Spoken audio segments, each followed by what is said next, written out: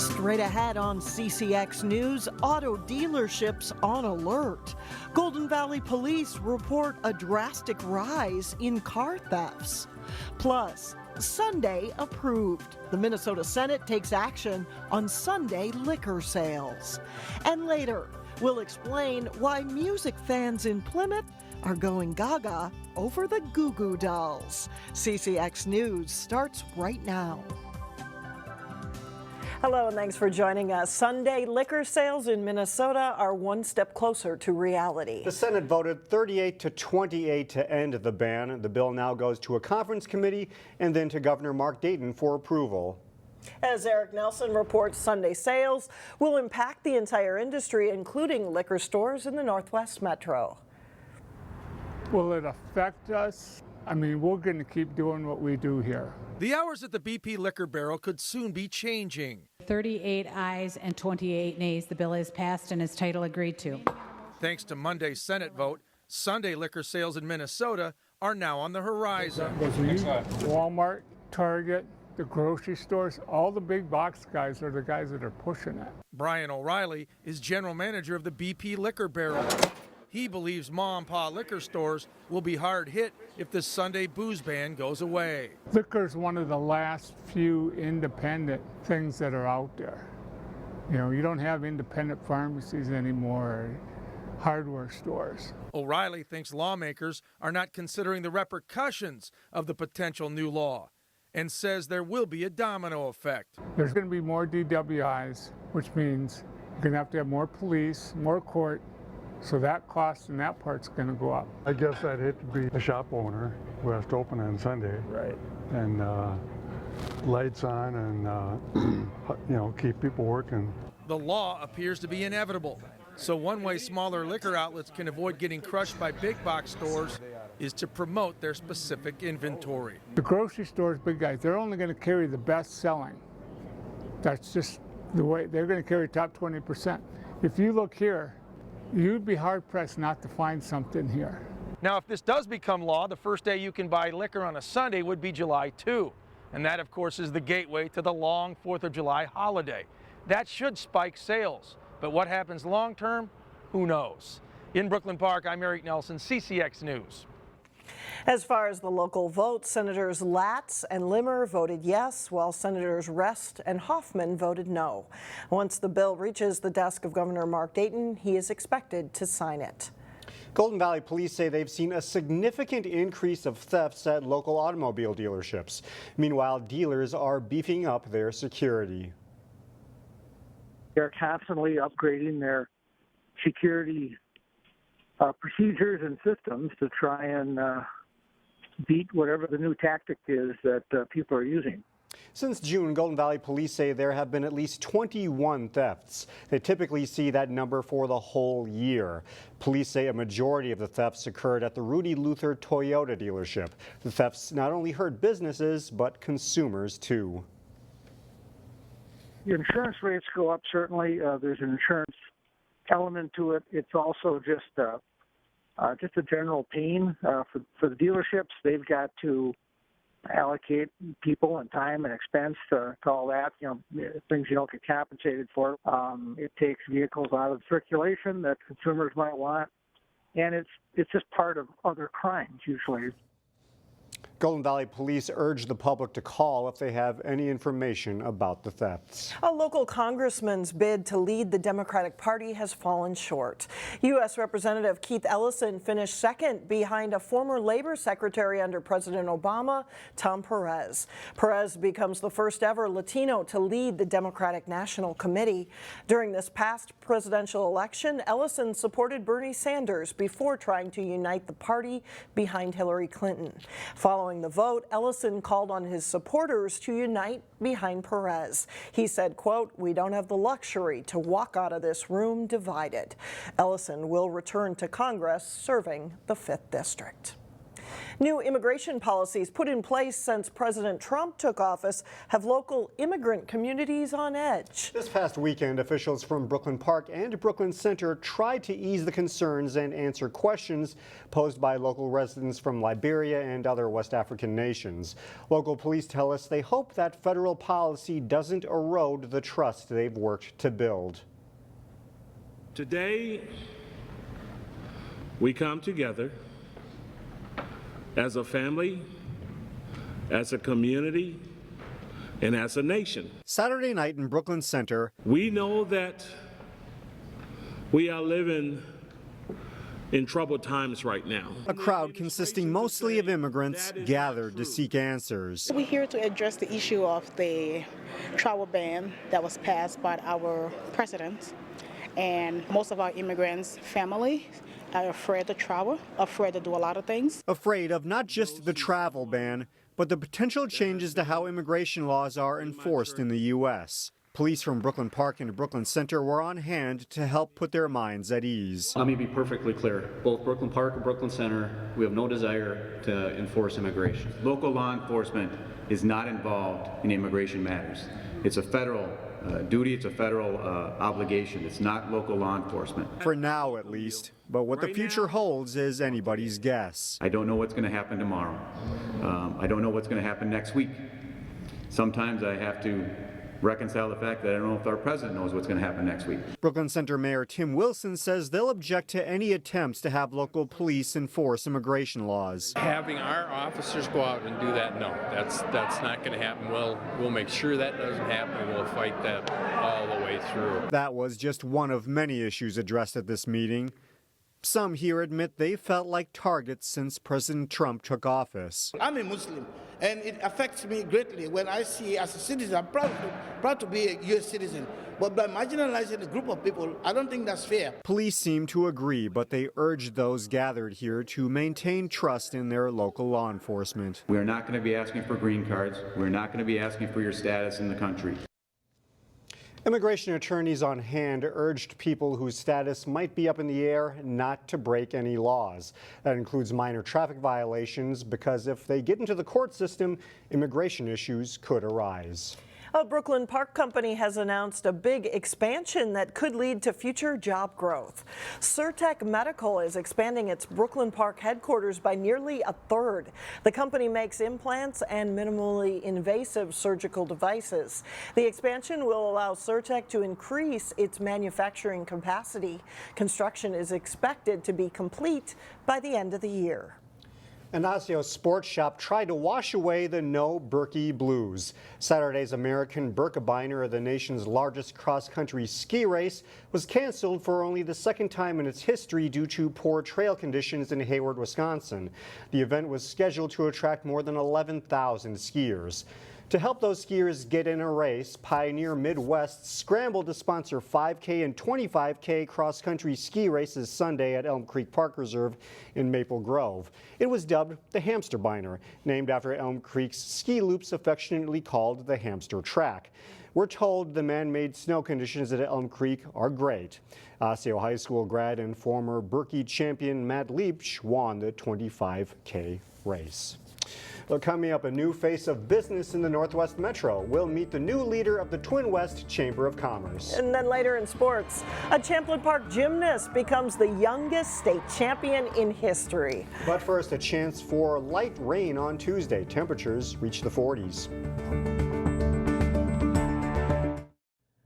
When it comes to the local business community, a strong Chamber of Commerce can help improve the overall business climate and help area companies grow. The TwinWest Chamber of Commerce in Plymouth represents 10 communities in the West Metro, and now it has a new president.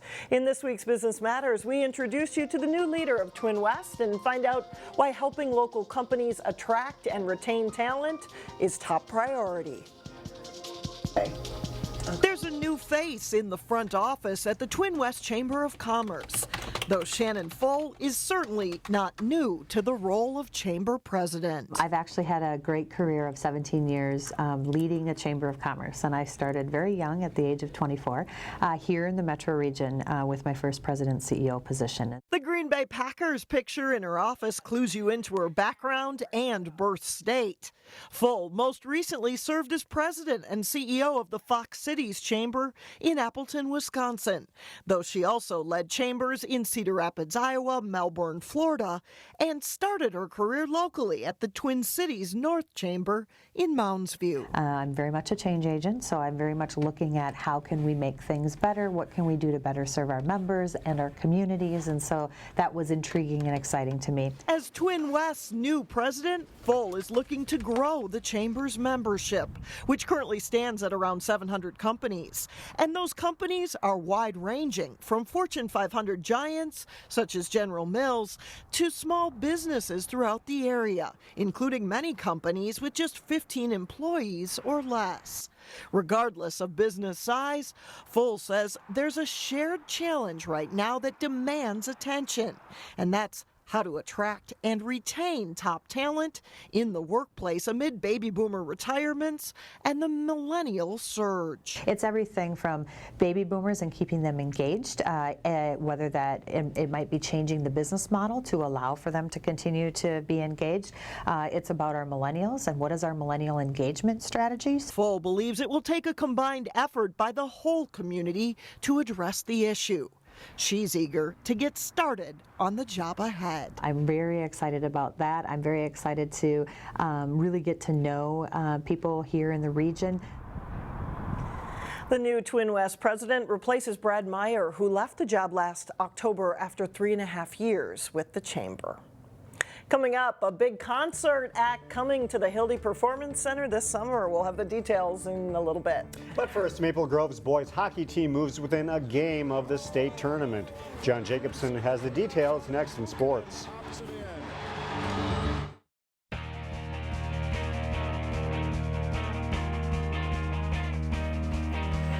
I'm John Jacobson with sports. Maple Grove finished 6th in Friday night's state class AA team gymnastics competition. On Saturday, it was the individual state meet in which several local girls qualified. Wayzata's Grace Trainer qualified as an all-arounder in Class 2A. She scored a 9.45 on the balance beam and finished 6th overall.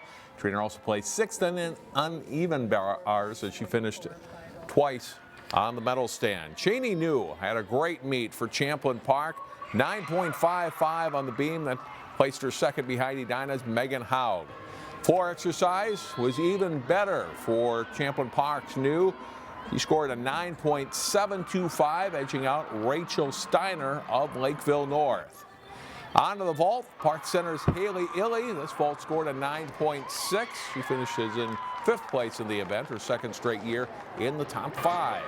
Champlin Park's Liz Hammond is senior. Her last high school vault scored a 9.55.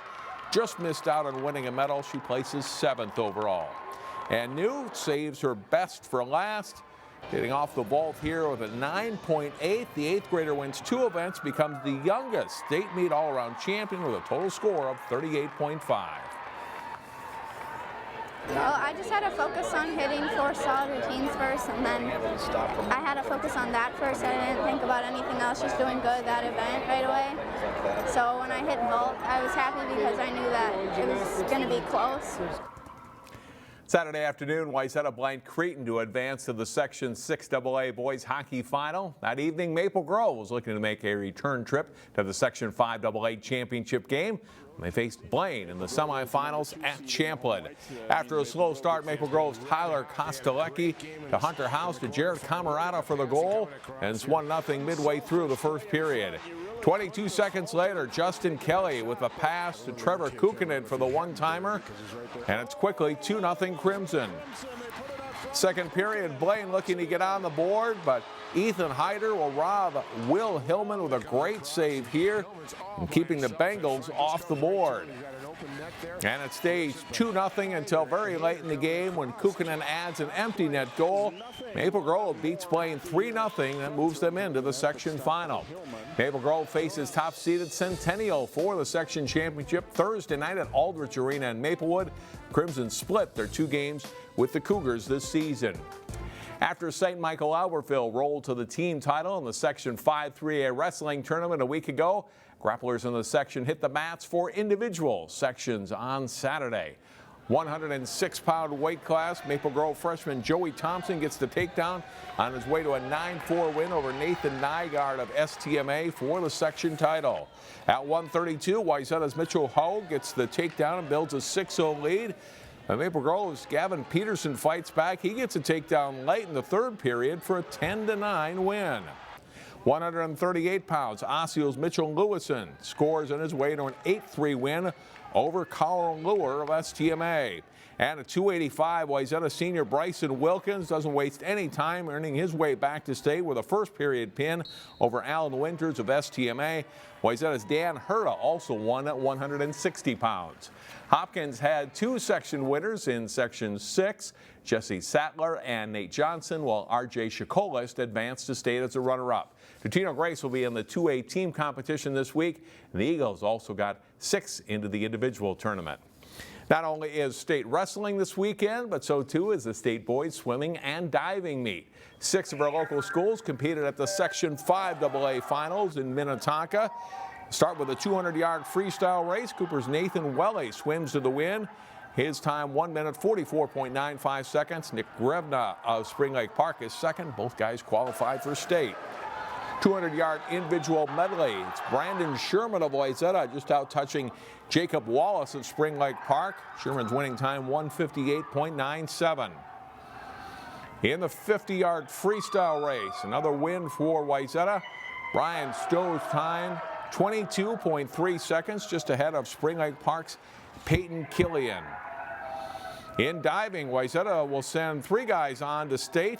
Mason Zarnes finished second with a score of 443.7 for his dives. He finishes second overall, as I mentioned. His teammates Michael Stelter and Matt Johnson also qualify for state. And in the 100 freestyle, it's Welly of Cooper going for his 2nd win, but Killian of Spring Lake Park edges him out for the win. Welly's 2nd place finish does earn him a spot at state. Here's a look at the final team scores. Wayzata wins with 569 points, which also included 3 relay team wins and an individual race win for Sam Kennedy. Ryan Wolschlager of Armstrong also makes it to state as a runner-up in the 500. The Falcons finished 4th in the meet. Champlin Park 5th. Breck Blake won their section in Class A. And that is a look at sports. Alex and Elaine, back to you. All right, thanks, John. We'll be right back. Finally, music fans have an excuse to go gaga over the Goo Goo Dolls. I wanna wake up where you are. I won't say anything at all. Get this, the Goo Goo Dolls are sliding into Plymouth this summer. The band that has sold more than 12 million albums will perform live at the Hilde on Saturday, July 29th. The Goo Goo Dolls are out with their 11th studio album called Boxes. Tickets for their summer concert go on sale to the general population this Friday at 10 a.m. That does it for us. Thanks for joining us. See you tomorrow.